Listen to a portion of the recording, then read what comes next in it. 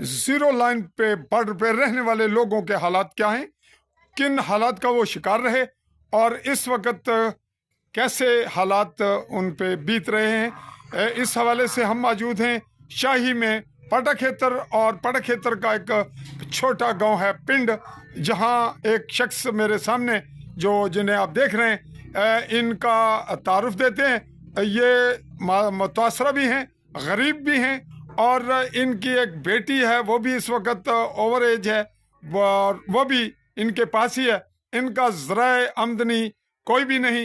इन्हीं से पूछते हैं। अस्सलाम वालेकुम। क्या नाम सुना? मोहम्मद रफीक। वालद? मोहम्मद सदीक। तुसा ने ये जड़े कोठे ने को आखी ना बनाना पिया, ये क्या होया? नहीं कदू टठे? ये तो कोई 10-12 साल हो गए। ते एक कमरा एक है, हाँ। ते एक हैगा ये फौजिया मोर्चा, ये मोर्चा दिफाई मोर्चा जी। ये इन्हें ही मिल गया। ये कोठा भी बनया, एक कमरा ये बाद च बनया खुदा तक क्या हुण पैसे है जी। लोकां पैसे दिते, लोकां बनागा देता। तुसा ना उम्र कितनी है इसलिए?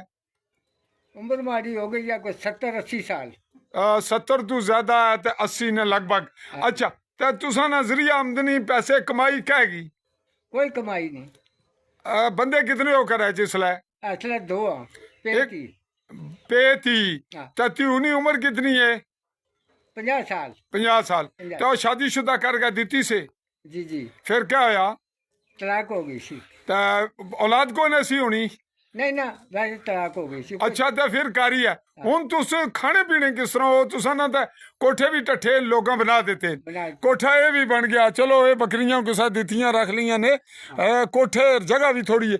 तो वो पार जड़े हो कोठे सामने वो तुसा ने वालद ने भरावा ने एक उथा जंगल बनया, वो कुधर गए? लाहौर। लाहौर? वो क्यों गए लाहौर? नस गए, मारी पटाखी ने गोले पैने सन। अच्छा, अदू ने नसे? अदू ने नचे, कारगर ने दौरान विच। तो फिर मुर्गा आबाद ने कीते? नहीं नहीं, बात कोई नहीं। रकबा तुसों को इससे ना कितने का राणे बाणे जुआ? आ 2 हिस्से मार, आ 2 डके निके जे। चलो इन्हां विच तो चलो इन्हां ने तुसा ने बकरियां जुगा भी नहीं कुछ होना। वो पार जड़े ना इंडिया ने मोर्चे वो सामने ने, वो आखिरी वो जड़े सामने लबने जी, ओ जी बिल्कुल दूर जड़े सामने आखिरी हिस्सा पहाड़ी ना, ये सारा ही इंडियन जेरे कब्जा है बिल्कुल सामने। तो ये सारा ग्रां इन्हां ना उजड़ गया सी गोलाबारी च, बिल्कुल कार इन्हां ना करीब तर है, और बिल्कुल सामने हर वक्त खतरे की ज़ादी च रहने। अच्छा, तुसें कोई तंजीम बेनज़ीर इनकम सपोर्ट ना तुसा नहीं थी उन्हें ना कोई नहीं लगे पैसे? कोई नहीं लगे पैसे ना लुआए ने, कुछ आया ही कोई नहीं। एक बार लॉयन पैसे दे गए तो मुर्गा मुकर गए। अला चलो तुसें नहीं पता भी मुकरे नहीं, कंप्यूटर होना है हूं। तुसा अपनी त्यूगी इन गए बेनज़ीर इनकम सपोर्ट ना दफ्तर समानी है तके है कोई नहीं। हाँ बिल्कुल बिल्कुल तुस टुर सकने हो थोड़े थोड़े? औखे हो गए तुरांगे टोरने हो।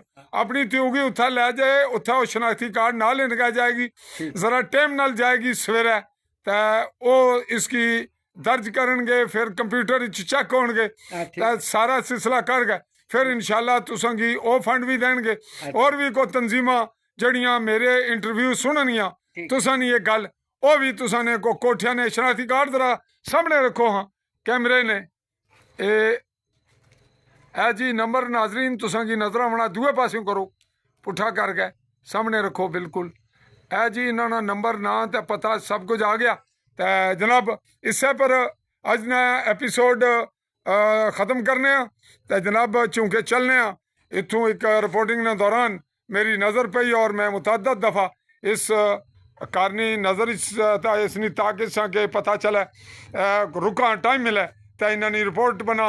फिल वक्त ये इन्होंने रिपोर्ट है, और इन्होंने मतलब एक दिलचस्प गल दसने कि इन्होंने वालदा बहुत पहला फौत हो गए सन, फिर इन्होंने वालद एक खातून सन जड़े गैर मुस्लिम 47 विच मुसलमान होए, उन्होंने नाल शादी की। तुसा ने दुई माँ जड़ी हिंदू तो मुसलमान होए सन, उन्होंने विचों कितने भैन भरा ने?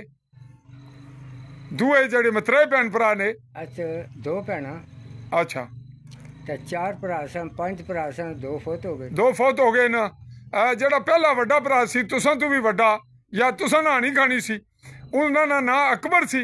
अकबर ओ जड़ा انہوں نے والد ہندو سی اس وچوں نال آئے سن ماؤ نے اس بھی دفعہ کرنے پڑے چلو یہ گل نہیں ویسے پوچھا تے یہ گل ہے تے چلو یہ رہنے لے تس پکے تھے نہیں ہو پکے پیو دادے تو پکے ابے نہ کہنا ہے پکے ابے نہ کیسے صدیق جی تے دادے نہ میاں بسو میاں بسو جی ناظرین یہ تذکرہ ان کو بھی عجیب لگا ہم تذکرہ ویسے کر رہے تھے کہ جو ان پہ والدین ہو گئے بیت گئی لیکن اب یہ حالات کا شکار ہیں غریبی کی وجہ سے ورنہ یہ یہاں بارڈر لائن پہ جب کوئی گھر نہیں بہت کم گھر ہیں بڑی آبادی یہاں سے چلی گئی یہ بات دستور یہاں باپ بیٹی دو مشکل ترین وقت میں گزارا کر رہے ہیں کچھ لوگ ان کی سپورٹ کرتے ہیں جیسا کہ یہ تعمیر ہوئی کسی نے تعمیر کر دی تمام یہ اخراجات برداشت کیے کسی نے یہ کیا ہوا کچھ چھڑا ہوا انہوں نے بہت سے معاملات ان کے مؤخر ہیں بے نظیر انکم سپورٹ کا بھی ان کو حق